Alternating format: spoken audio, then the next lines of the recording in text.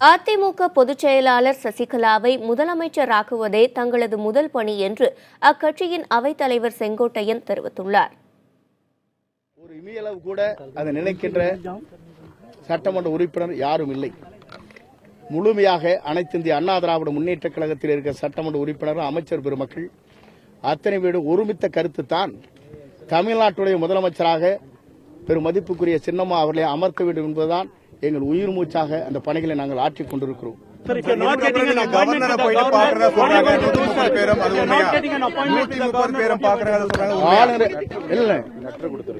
காலையில்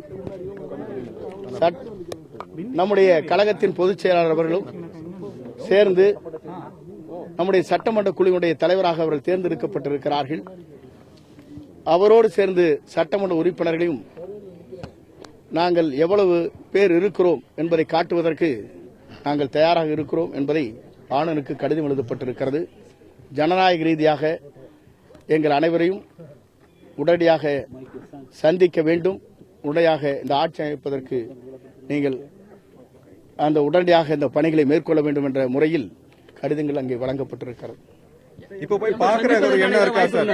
எம்எல்ஏக்கள் அனைவரையும் கூட்டிட்டு போயிட்டு கவர்னரை சந்திக்கும் ஒரு வாய்ப்பு இருக்கிறதா? காலையில் கடிதம் கொடுக்கப்பட்டிருக்கிறது. இன்று மாலை நாளை வரையும் நாங்கள் காத்துக் கொண்டிருப்போம்.